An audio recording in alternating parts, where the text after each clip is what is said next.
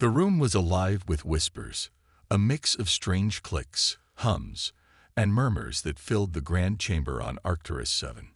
The air smelled faintly metallic, a side effect of the planet's unique atmosphere. Delegates from across the galaxy had gathered here for the annual meeting of the Galactic Council. Every species, from the towering reptilian Varnock to the insectoid Zorathians, had sent their best representatives. Among them were two humans. Daniel Harper, a calm and experienced diplomat with graying hair, and Emily Carter, a young scientist whose sharp eyes missed nothing. Daniel stood near the edge of the room, his arms crossed as he listened to the quiet conversations around him. He wore a dark suit that made him look almost out of place among the colorful robes and shimmering exoskeletons of the other delegates. Emily, on the other hand, wandered closer to the center, her tablet in hand. She observed the aliens carefully, noting how they moved, how they spoke, and how they reacted to one another. Her job wasn't just about science, it was about understanding. The mood in the room was tense. For weeks, rumors had spread that Earth might pull out of negotiations over resource-sharing agreements. These talks were critical. They decided how planets shared food, minerals, and technology. Many alien species depended on Earth's advanced medical supplies and engineering expertise, but some felt humanity demanded too much in return. Now, the whispers grew louder, more urgent, as everyone waited to see what Daniel would do. Emily approached Daniel, her voice low. "They're watching us," she said, glancing at a group of Varnock ambassadors nearby. Their scales glinted under the artificial light, and their slit-like eyes seemed to pierce through everything. "It feels like they already know what we're going to say." Daniel sighed, rubbing his temples. "Maybe they do, but we can't keep giving in. If we agree to this, Earth will be drained dry. Our people won't stand for it. But if we walk away—" Emily hesitated, choosing her words carefully. "It could mean war, or worse, complete isolation. We lose access to their resources too." Daniel didn't answer right away. Instead, he looked up at the massive holographic display hovering above the council table. It showed a map of the galaxy, dotted with symbols representing each faction. Earth's symbol, a small blue circle, seemed insignificant compared to the sprawling territories of the Varnock and Zorathians. Yet, despite its size, Earth's position was crucial. Its moons held rare minerals that many species coveted. That was why everyone wanted humanity to stay at the negotiating table. As the meeting began, Daniel took his seat beside Emily. The council chair, an elderly ambassador from the aquatic nereid race, called for order. One by one, delegates rose to speak. Some praised Earth's contributions to galactic peace, while others accused humanity of greed and arrogance. When it was Daniel's turn, he stood slowly, his expression unreadable. "Earth has always sought cooperation," he began, his voice steady. "We've shared our knowledge, our medicine, and our strength. But cooperation must go both ways. What is being asked of us now is not fair. It is not balanced." The room erupted into chaos. Shouts echoed off the walls as alien delegates leaped to their feet, pointing fingers or waving claws. Emily watched silently, her heart pounding. She knew this moment would change everything, for better or worse. The chamber buzzed with tension as Daniel Harper finished his speech. His words hung in the air like a storm cloud, heavy and foreboding. The alien delegates exchanged sharp glances, their expressions ranging from anger to disbelief. Emily Carter sat beside him, her hands clasped tightly on her lap. She could feel the weight of dozens of eyes on them, some curious, others hostile. The room felt smaller than it had just moments ago. Cal Fun, the Varnock ambassador, was the first to break the silence. His deep, guttural voice rumbled through the chamber as he leaned forward, his scaled hands gripping the edge of the table. "Humans always speak of fairness," he said, baring his sharp teeth in what might have been a grin or a threat. "But fairness is not your concern. You take more than you give. Your moons hold resources that belong to all of us, yet you hoard them for yourselves." Emily flinched at the accusation, but Daniel remained calm. He leaned back in his chair, his face unreadable. "Our resources are ours to manage," he replied evenly. "We've shared plenty already. It's time for other species to step up and contribute equally." The Zorathian envoy, Larexa, clicked her mandibles in irritation. Her insectoid body shifted slightly, the faint hum of her wings filling the brief pause. "Your defiance will cost you," she hissed. "If you refuse to cooperate, you leave us no choice but to act in our own interests." Daniel didn't respond immediately. Instead, he glanced at Emily, who gave him a subtle nod. They had prepared for this moment, rehearsed their arguments late into the night. But preparation couldn't dull the unease settling in his chest. The way the other delegates spoke, how they seemed to echo one another, it felt orchestrated, like they'd planned this confrontation long before Earth arrived. As the debate dragged on, Emily began to notice patterns in the behavior of the council members. The Varnak and Zorathians were clearly working together, their movements synchronized as if following an invisible script.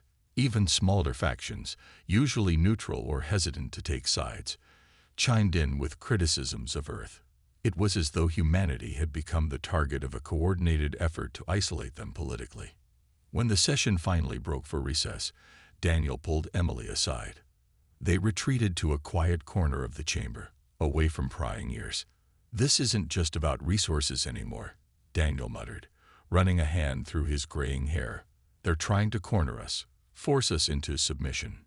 Emily nodded, pulling out her tablet.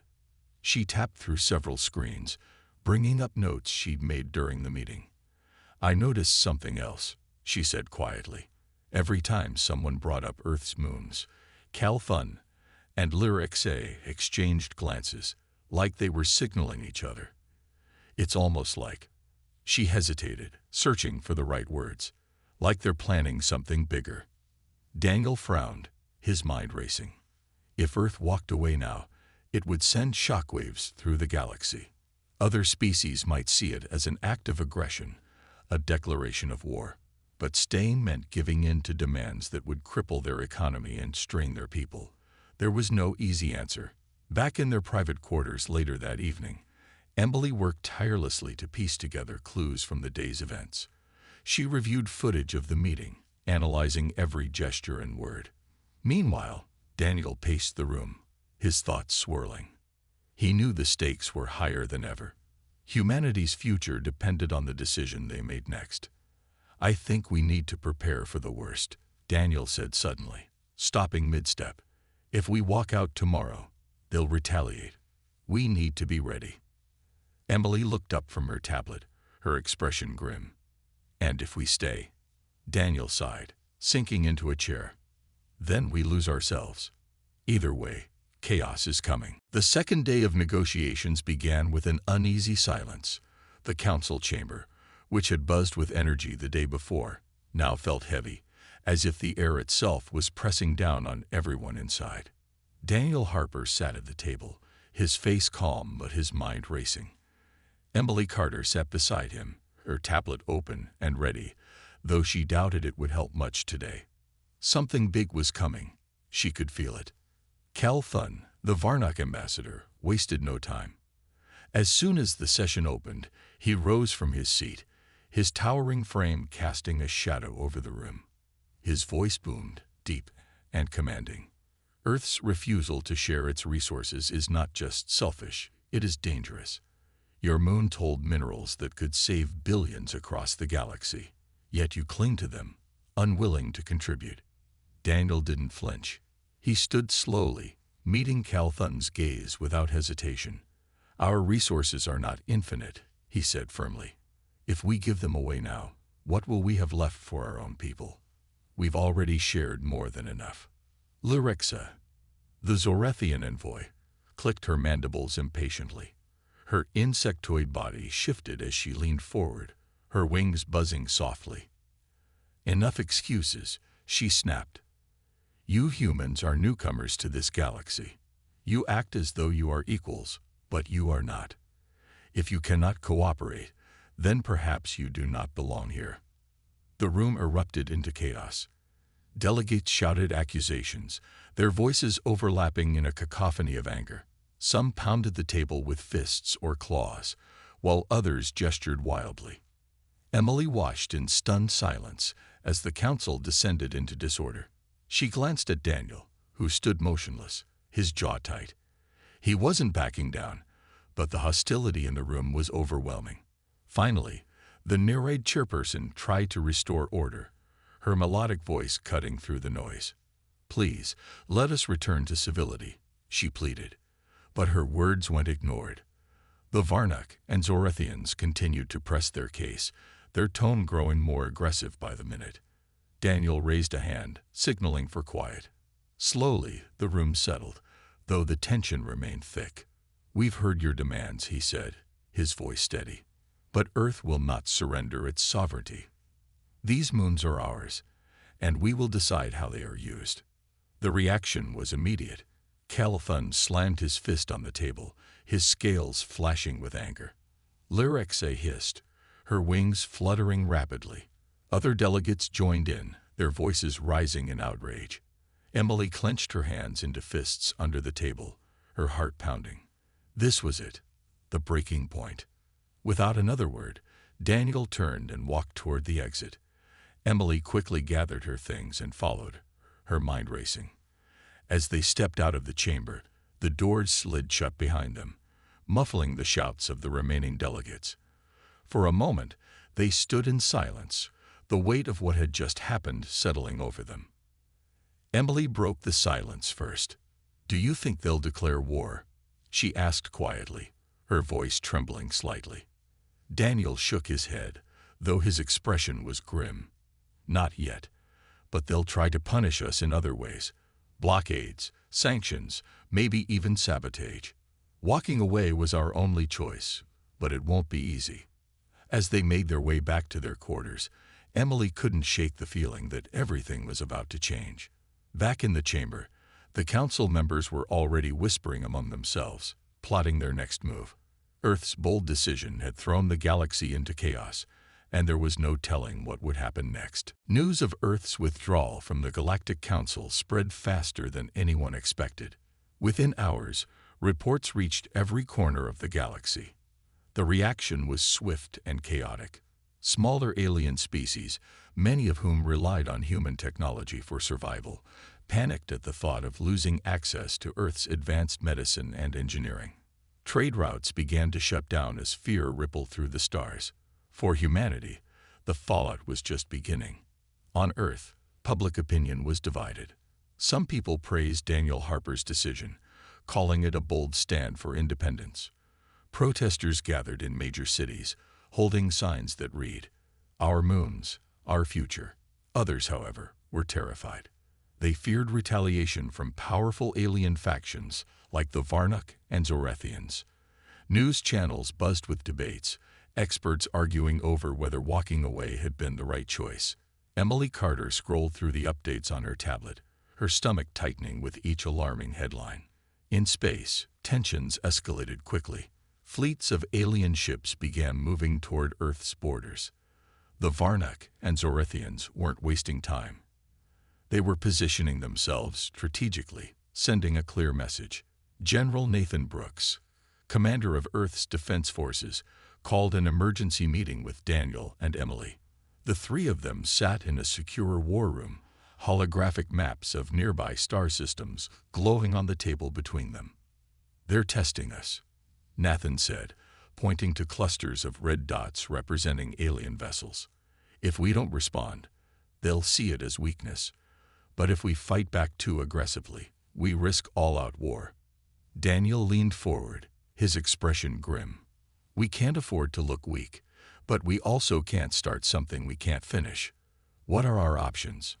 Emily spoke up, her voice steady despite the knot of anxiety in her chest. "We need to show them we're prepared. Maybe not with force, but with intelligence. If we can disrupt their plans somehow, make them think twice about attacking, it might buy us time." Nathan nodded slowly. "Agreed. But how?" Emily hesitated, then pulled up a schematic on her tablet. It showed fragments of alien technology salvaged from old wreckage, a project she'd been working on quietly for months. "I've been studying this," she explained. "If I can reverse engineer some of their shield systems, we might be able to develop a weapon capable of disabling their ships without causing massive casualties." The room fell silent as the others considered her idea. Daniel finally broke the quiet. "It's risky, but it's better than nothing. Do what you need to make it work." As the days passed, Earth scrambled to prepare for the worst. Factories ramped up production of weapons and supplies. Soldiers trained tirelessly, readying themselves for potential combat.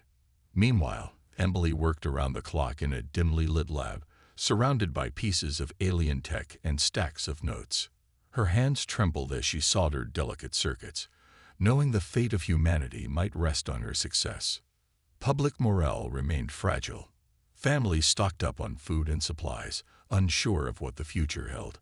Politicians argued over whether Daniel had made the right call, some demanding he reopen negotiations.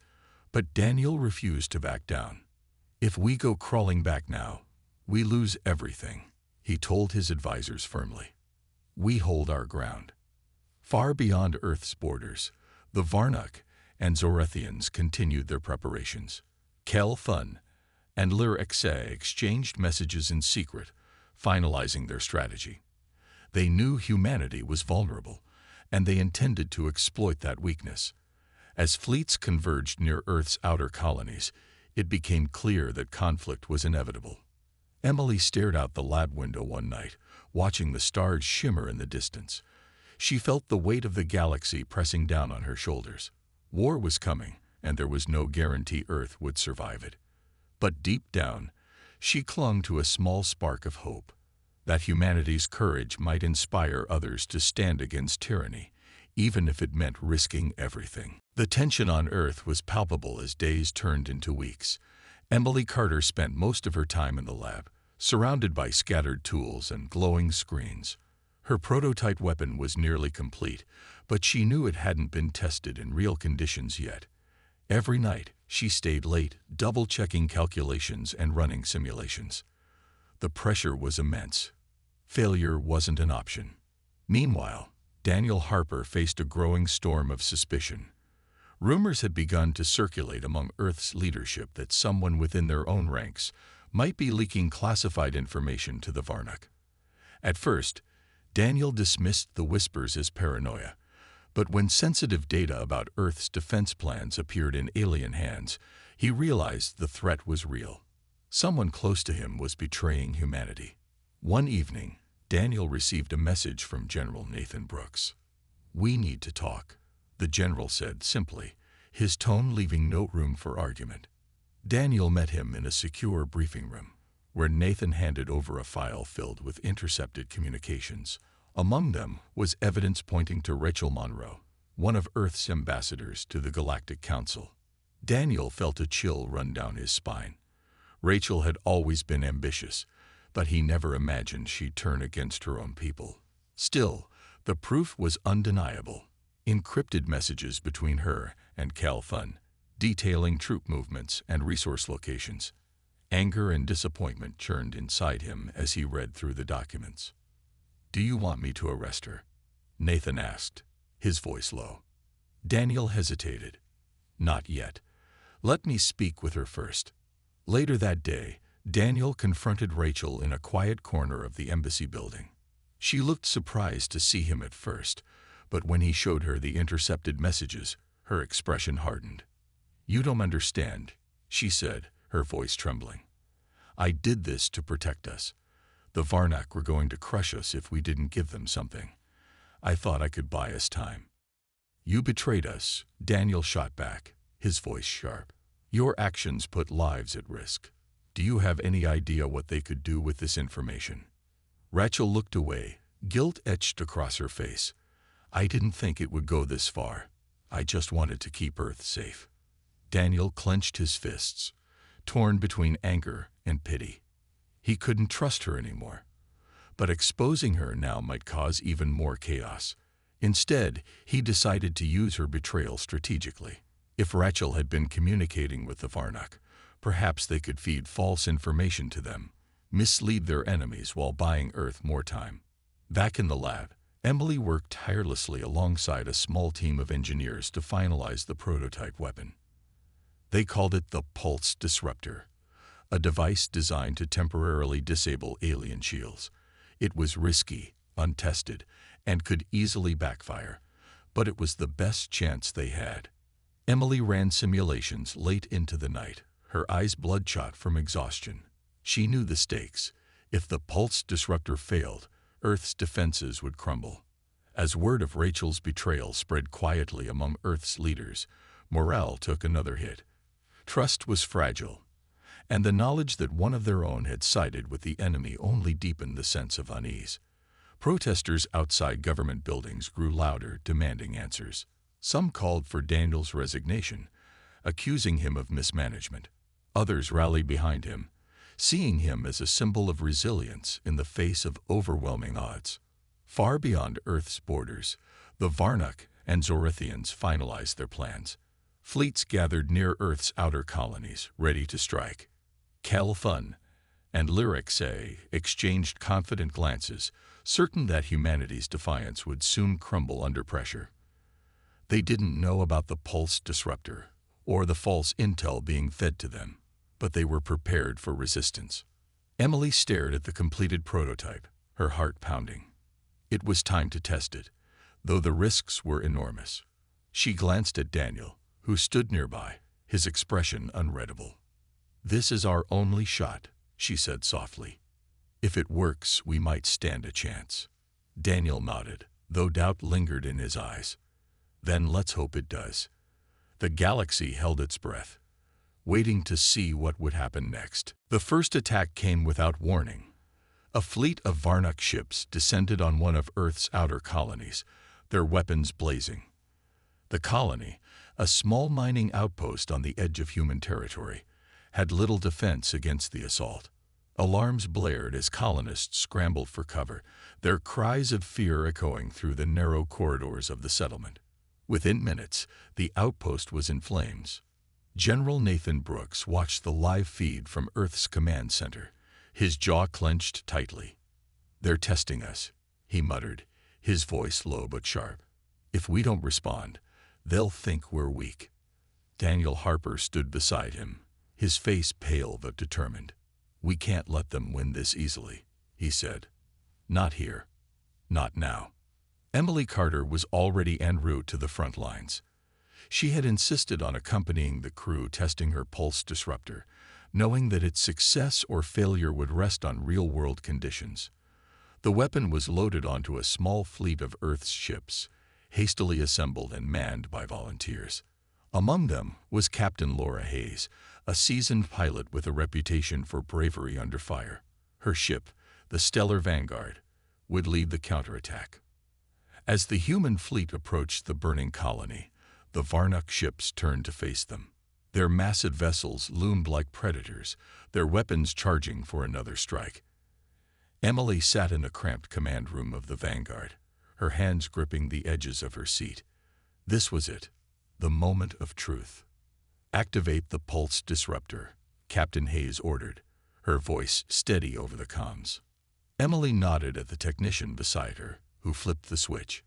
For a moment, nothing happened. Then a low hum filled the air as the device powered up. A pulse of energy shot out, invisible but powerful, washing over the Varnuk ships. One by one, their shields flickered and collapsed. Cheers erupted in the command room as the humans realized the weapon had worked. "Now," Hayes shouted. The human ships surged forward, firing their cannons at the unprotected Varnuk vessels. Explosions lit up the void of space as alien ships were torn apart or forced to retreat. It was a small victory, but a crucial one. It proved that Earth could fight back. Back on Earth, news of the successful counterattack spread quickly. People celebrated in the streets, waving flags and chanting Daniel's name. For the first time in weeks, hope began to rise. But Daniel knew better than to celebrate too soon. The Varnuk wouldn't give up after a single defeat. They would regroup and come back stronger. In the aftermath of the battle, Emily reviewed data from the pulse disruptor, her mind racing. The weapon had performed better than expected, but it wasn't perfect. Its range was limited, and it drained power quickly. If they wanted to use it again, they'd need improvements, and fast. Meanwhile, General Brooks coordinated Earth's defenses, moving troops and supplies to vulnerable areas. He knew the war was far from over. This was just the beginning. He told Daniel during a private meeting. "They'll hit us harder next time. We need to be ready." Daniel nodded, his expression grim. "Then let's make sure we are." As days passed, humanity rallied together. Factories worked around the clock to produce more weapons and equipment. Scientists collaborated with engineers to refine the pulse disruptor. Even ordinary citizens pitched in, volunteering to help however they could. Earth was united in a way it hadn't been in years. Far away, Cal Thun watched the footage of the battle, his scaled lips curling into a snarl. Humanity had surprised him, but he refused to admit defeat. "They won't last," he growled to Lyrixa during a private transmission. "We'll crush them yet." The galaxy held its breath, waiting for the next move. War had begun, and no one knew how or when it would end. Amidst the chaos of war, a strange ship appeared near Earth's orbit. It was sleek and silver, its design unlike anything humanity had seen before. The vessel moved silently, its presence both mysterious and unsettling. Earth's defense systems locked onto it immediately, but the ship didn't respond with hostility. Instead, it sent a simple message: "We come in peace." Daniel Harper and Emily Carter were summoned to a secure meeting room, where General Nathan Brooks briefed them on the situation. "It's not Varnak or Zorethian," Brooks said, pointing to a holographic image of the ship. "Our scans show no weapons. Whoever they are, they're not here to fight." Moments later, a transmission came through. On the screen appeared a humanoid figure with pale skin and sharp, angular features. His eyes glowed faintly, and his voice carried an odd resonance. "I am Silas, envoy of the Lumina Collective," he said calmly. "We have watched your struggles and wish to offer aid." Daniel frowned, suspicion etched across his face. "Why would you help us?" he asked bluntly. "You don't even know us." Silas tilted his head slightly, as if considering the question. "Because we see value in courage," he replied. "Your defiance against the Council has inspired many smaller species who feel oppressed by the Varnak and Zorethians. You stand for something greater than yourselves." Emily leaned forward, intrigued. She studied Silas carefully, noting how his words seemed genuine. But trust didn't come easily, not after everything they'd been through. "What kind of aid are you offering?" she asked cautiously. "We can provide technology, intelligence, and diplomatic support," Silas explained.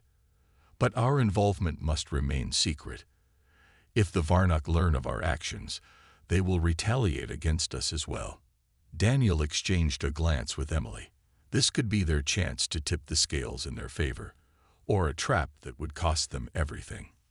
"We'll need time to think about this," Daniel said finally. After the transmission ended, the three of them debated the risks. Brooks was wary. "We don't know who these people are," he argued. "They could be spies or worse." Emily shook her head. "Their tech is advanced, far beyond ours. If they wanted to hurt us, they could have done it already. I think they're telling the truth." Daniel sighed, rubbing his temples.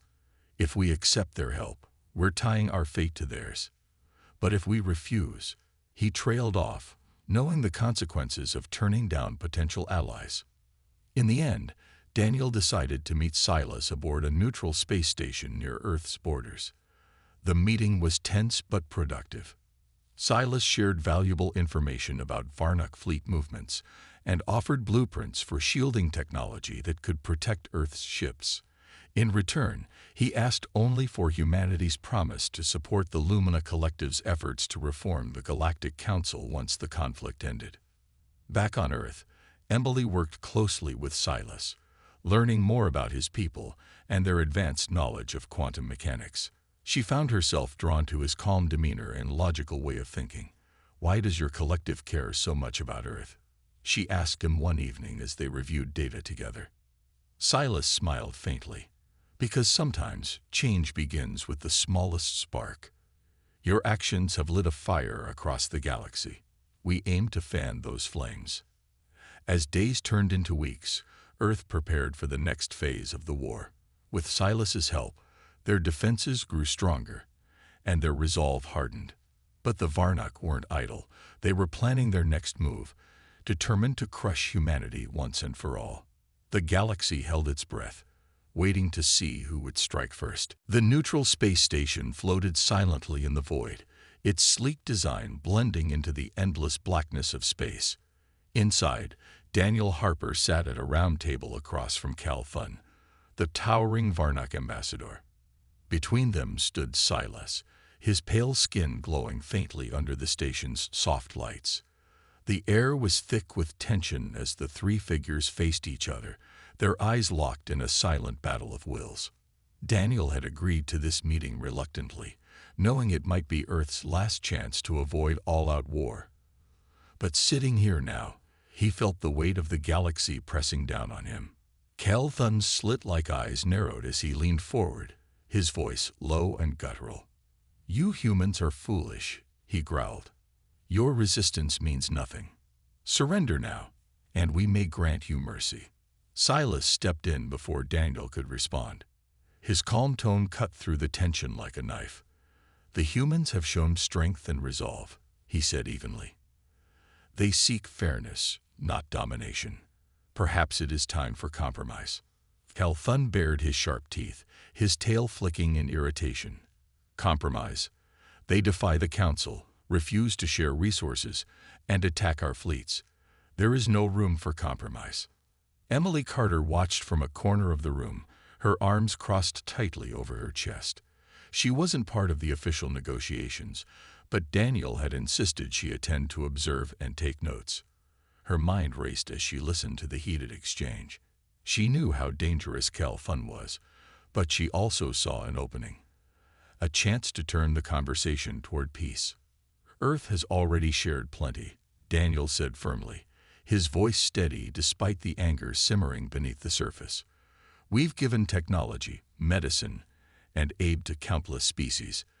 But what do we get in return? Exploitation. Threats. Is that the kind of galaxy you want to lead?" Cal Fun slammed his fist on the table, making the entire station tremble slightly. "Enough," he roared. "You speak of fairness, but your actions prove otherwise. If you will not cooperate willingly, then force will decide the matter." Silas raised a hand, his glowing eyes fixed on the Varnok ambassador. "Force solves nothing," he said quietly. "It only breeds more hatred and destruction. Many species are tired of living under fear. They look to humanity as an example of courage. Perhaps it is time for new leadership, leadership that values unity over control." For a moment, silence filled the room. Cal Thun stared at Silas, his expression unreadable. Then slowly he leaned back in his chair, his claws tapping against the table. "You speak boldly for someone who hides behind neutrality," he muttered. "But even you cannot stop what is coming." Daniel took a deep breath, his mind racing. He knew they were walking a thin line. Push too hard, and Cal Thun would walk away, or worse, declare war outright. Back down, and Earth would lose everything. "If you truly believe in fairness," Daniel said carefully, "then prove it. Let's agree to revise terms. Earth will share its resources, but only if every faction contributes equally. No more taking without giving." Cal Fun hesitated, his gaze shifting between Daniel and Silas. For the first time, there was uncertainty in his eyes. Emily noticed it too, her heart pounding as she realized the Varnok ambassador was actually considering the proposal. Finally, Cal Thun spoke, his voice quieter, but still menacing. "Very well. We will discuss these terms. But know this, if you break your word, there will be no second chances." As the meeting ended, Daniel and Emily returned to their ship, their minds spinning with the implications of what had just happened. It wasn't a victory, not yet, but it was a start. Humanity had taken a step toward peace, even as the galaxy teetered on the brink of chaos. Back aboard the stellar vanguard, Emily looked out at the stars, her thoughts swirling. "Do you think he'll keep his word?" she asked softly. Daniel sighed, his shoulders heavy with responsibility. "I don't know," he admitted, "but for now, it's enough." The Galactic Council chamber was packed once again, but this time the atmosphere felt different. Delegates from across the galaxy sat in tense silence as Daniel Harper and Cal Thun faced each other at the center of the room. Silas stood nearby, his presence a quiet reminder that humanity wasn't alone anymore. For the first time in weeks, there was hope, but it was fragile, like a thin sheet of ice over deep water. Daniel began by laying out Earth's proposal. His voice was calm but firm as he spoke. "We're willing to share our resources," he said, addressing the council, "but only if every faction agrees to contribute fairly. No more taking without giving. It's time for balance."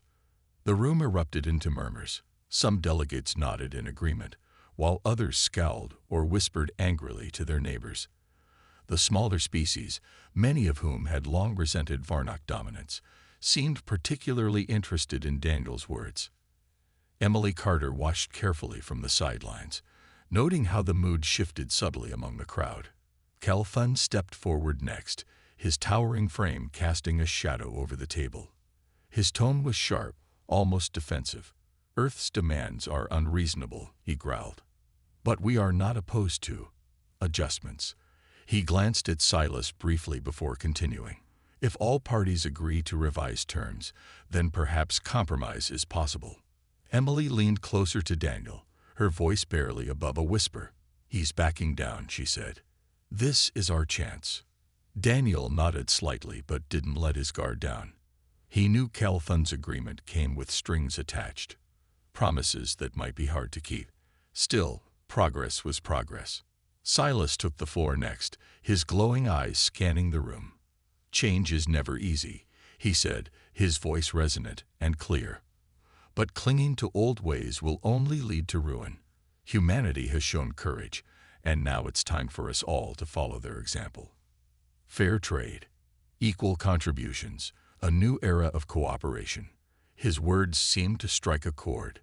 Several smaller factions began speaking up, voicing support for the revised terms. Even some Zorethians, who had always sided with the Varnock, looked uneasy, their antennae twitching nervously. Emily noticed how Lyrixa, the Zorathian envoy, exchanged a quick glance with Cal Thun, a silent signal that something bigger was at play. As the debate continued, Emily presented scientific data to support Earth's position. She pulled up holographic charts showing how resource sharing could benefit everyone, not just humanity. Her arguments were simple but powerful, appealing to logic rather than emotion. Slowly, more delegates began nodding along, convinced by her evidence. But not everyone was ready to give in. A group of larger factions, led by the Varnock and Zorethians, pushed back fiercely. They demanded guarantees that Earth wouldn't exploit the new system to gain an advantage. Daniel countered by suggesting independent oversight, a neutral body to monitor trade and ensure fairness. The negotiations dragged on for hours, each side digging in their heels. At times, it seemed like the talks would collapse entirely. But Silas kept the peace, stepping in whenever tempers flared. His calm demeanor helped steer the conversation back on track, even when tensions threatened to boil over. Finally, after what felt like an eternity, the Council reached a tentative agreement. Earth would share its resources under strict conditions, and all factions would contribute equally to a joint fund for galactic development. It wasn't perfect, but it was a start, a foundation for rebuilding trust. As the meeting ended, Daniel turned to Emily, exhaustion etched across his face. "Did we just pull it off?" he asked quietly. Emily smiled faintly, though her mind was already racing ahead. "For now," she replied. But the real work starts tomorrow. The new agreement wasn't perfect, but it was enough to bring a fragile peace to the galaxy. Earth's outer colonies began to rebuild, their skies no longer filled with the threat of alien warships. Factories reopened, and trade routes slowly came back to life. For the first time in months, people on Earth dared to hope for a brighter future. Daniel Harper stood on a balcony overlooking the capital city, his hands resting on the railing. The sun was setting, painting the sky in shades of orange and pink. Behind him, Emily Carter approached quietly, holding a tablet with updates from the council. "Things are stabilizing," she said softly. "The smaller factions are already benefiting from the new trade system." Daniel nodded, though his expression remained thoughtful. "It's not over yet," he replied. "Cal Thun and Lyrexa won't forget this. They'll test us again, probably sooner than we think." Emily leaned against the railing beside him, her eyes scanning the horizon. "Maybe. But we've proven we can stand up to them. That has to count for something." Silas had returned to his people, but not before leaving humanity with a parting gift, a set of advanced blueprints that could revolutionize Earth's technology. Emily spent her days poring over the designs, working alongside teams of scientists to unlock their secrets. The Lumina Collective's support had been invaluable, and Daniel knew they would remain important allies in the years to come. Public opinion on Earth had shifted dramatically. Once divided, people now rallied behind Daniel and Emily as symbols of resilience and ingenuity. Protesters who had once called for Daniel's resignation now cheered him as a hero. Schools began teaching lessons about the crisis, framing it as a turning point in human history. The moment Earth stepped onto the galactic stage, as equals rather than supplicants. But Daniel didn't let the praise go to his head. He knew the road ahead would be long and difficult. Old rivalries still simmered beneath the surface, and the Varnuk and Zorathians were unlikely to give up their dominance easily. Still, there was reason to believe change was possible.